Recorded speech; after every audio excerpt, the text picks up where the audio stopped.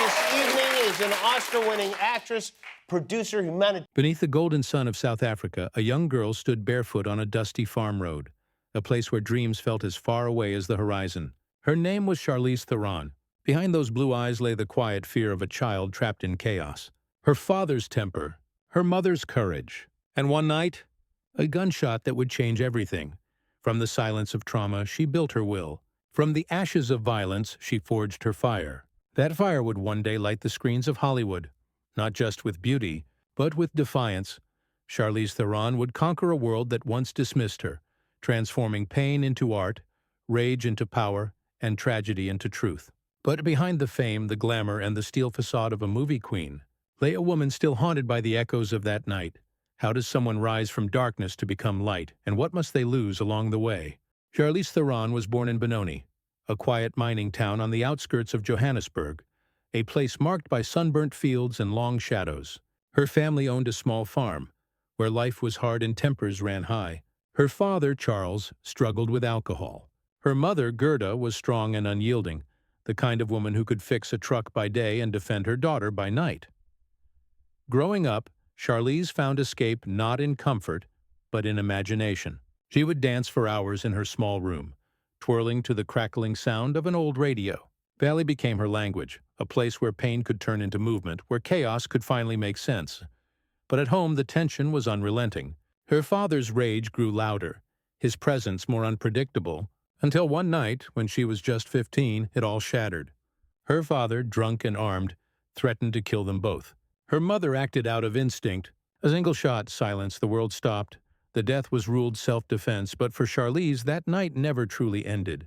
It became the ghost she carried, a scar invisible to the world yet carved deep within her.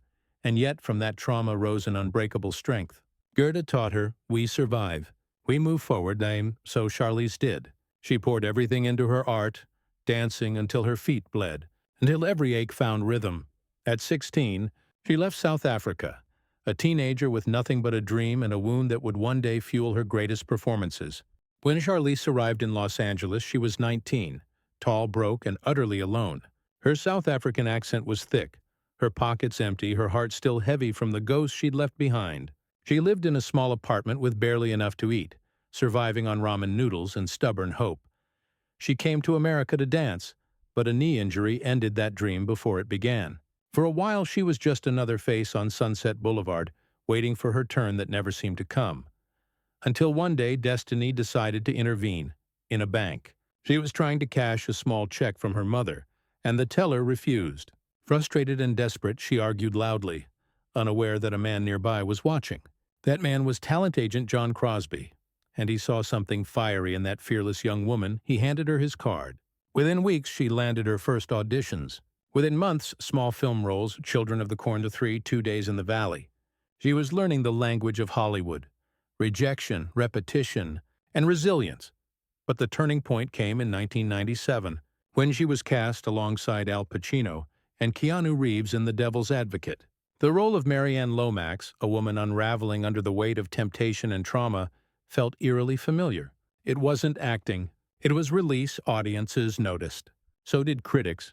Hollywood had found its new face, a woman of beauty, yes, but with something deeper behind her eyes. Charlize Theron had stepped out of obscurity. The girl from Benoni had entered the devil's playground, and she wasn't afraid of the fire. By the late 1990s, Charlize Theron had become a name Hollywood couldn't ignore. Her performances in The Cider House Rules and Mighty Joe Young revealed a rare blend of grace and grit, the beauty of a model, the instincts of a fighter. She wasn't just another pretty face on the red carpet. She was an artist in waiting, biding her time for the role that would redefine her. That role came in 2003. Monster to play serial killer Aileen Wuornos, Charlize did the unthinkable. She gained weight, shaved her eyebrows, wore false teeth, and stripped away every trace of glamour the world had assigned her. What remained was raw humanity, broken, angry, and terrifyingly real. On set, she didn't imitate Wuornos, she became her. Every scream, every silence, every haunted glance carried the echo of her own past. The pain she once hid had found a voice. When Monster premiered, audiences were stunned. Critics called it one of the greatest transformations in cinema history. And when her name was announced at the Oscars, Charlize wept, not for victory but for survival. She had arrived. The girl who once danced through trauma was now Hollywood's most fearless woman, but the industry didn't quite know what to make of her. A supermodel who could outact the veterans, a beauty who rejected beauty itself. Her rise wasn't built on privilege. It was built on rebellion. She chose roles that scared her, projects that challenged her, North Country, Aeon Flux in the Valley of Elah. Each performance was a declaration. I am not here to please you. I am here to tell the truth. Charlize Theron had proven herself unstoppable. But behind the spotlight's glow, the cost of that power was only beginning to show. Winning an Oscar changes everything, and nothing. For Charlize Theron, the golden statue was both a blessing and a burden. The world expected perfection. The industry tried to put her in a box. She was too beautiful to be taken seriously, too serious to play the beauty. After Monster, she faced a strange silence. Scripts stopped coming, and or worse, they were all the same. Producers wanted her back in gowns and lipstick, not in roles that showed truth. And for someone who built her life on defiance, that silence was suffocating. Her long-term relationship with actor Stuart Townsend began to fracture. They had shared nearly a decade together, living quietly away from the chaos. But Hollywood doesn't let love stay quiet for long. By 2010, they had parted ways, no scandal, no drama, just the quiet ending of something real. The tabloids, however, saw an opportunity. Headlines painted her as cold, difficult, impossible to please. In reality, she was simply protecting her space, a woman refusing to be reduced to gossip. Charlize withdrew from the spotlight for a while, focusing on rebuilding herself. She started questioning what success truly meant, fame, applause, or freedom. It was during these quiet years that her next transformation began, not on camera but behind it. She realized that waiting for roles was no longer enough. If Hollywood wouldn't give her the stories she wanted to tell, she would create them herself. Out of the ruins of fame, a new version of Charlize Theron was born. Not just an actress, but a producer, a leader, and a force of nature. When Hollywood tried to tame her, Charlize Theron did what she'd always done. She fought back. Not with anger, but with creation. She founded her own company, Denver and Delilah Productions, determined to tell stories that others were too afraid to tell. Stories about women who were flawed, fierce and unforgettable. Her second act began not on the red carpet, but in the chaos of a desert. In 2015, she roared back to the screen as Imperator Furiosa in Mad Max, Fury Road. Her head was shaved, her face smeared with grease and sand, her voice sharp as steel. No makeup, no pretense, just raw kinetic power. That performance redefined what a Hollywood action hero could be. Not a man with muscles, but a woman with conviction. Fans called her the new face of Fury. Critics called it a revolution. Even George Miller, the film's director, admitted Furiosa was the heart of the movie, and Charlize didn't stop there. In Atomic Blonde, she became a female James Bond, brutal, stylish, and unapologetically dangerous. In Bombshell, she disappeared again, this time behind the sharp features and cold poise of Megyn Kelly, earning yet another Oscar nomination. But power, for Charlize, was never just about screen time. It was about using her voice. She spoke openly about gender pay gaps, sexual harassment, and the silent walls women faced in the industry. She demanded equality, not as a headline but as a standard. In interviews, she often smiled that enigmatic smile and said, "I don't want to be brave. I just don't want to be silent."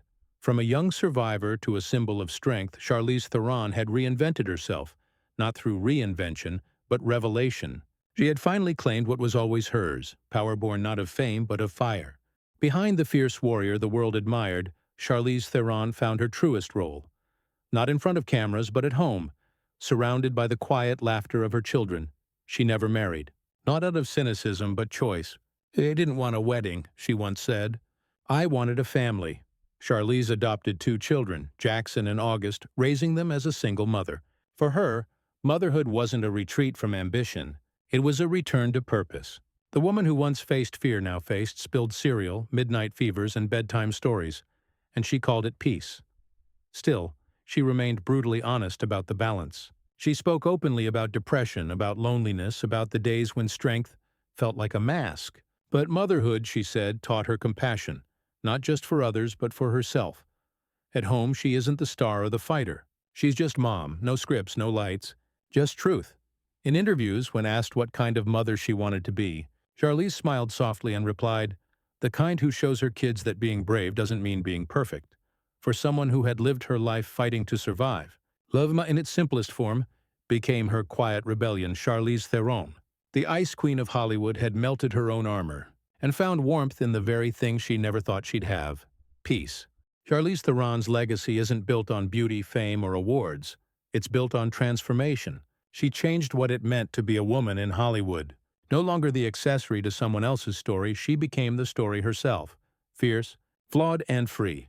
Through her company, Denver and Delilah Productions, she championed complex female characters and gave new voices a chance to be heard. She wasn't just starring in movies, she was shaping them. And for countless young actresses watching from the sidelines, she became proof that power and femininity could coexist. But her impact reached far beyond the silver screen. In 2007, she founded the Charlize Theron Africa Outreach Project, a mission dedicated to supporting youth in her homeland, helping them access education, healthcare, and safety from HIV. Each year, she returns quietly to South Africa, visiting the very places that once defined her pain, now transformed into places of hope. When asked why she gives back, she once said, "I survived because someone believed in me. Now it's my turn." Her life has come full circle, from a child shaped by violence to a woman who fights for peace. In a world obsessed with perfection, Charlize Theron stands as a reminder that true beauty comes not from the surface, but from the scars we refuse to hide. From the dusty roads of Benoni to the blazing lights of Hollywood, Charlize Theron's journey has never been about fame. It's been about survival. She rose not because life was kind to her, but because she refused to let it define her. In every role, from the broken soul in Monster, to the roaring warrior in Fury Road, to the quiet strength of a mother at home, she has shown us what resilience looks like. She has proven that vulnerability is not weakness and that courage is not the absence of fear. It's choosing to stand, even when the world tries to break you. Her story isn't just one of success. It's one of transformation, of pain turned into purpose, of silence turned into voice. As the camera fades, we see her smile, calm, assured, unshakable. And a single thought lingers in the air. Charlize Theron didn't just survive her story, she rewrote it. So maybe the question isn't how she became fearless, but what would happen if we all dared to do the same?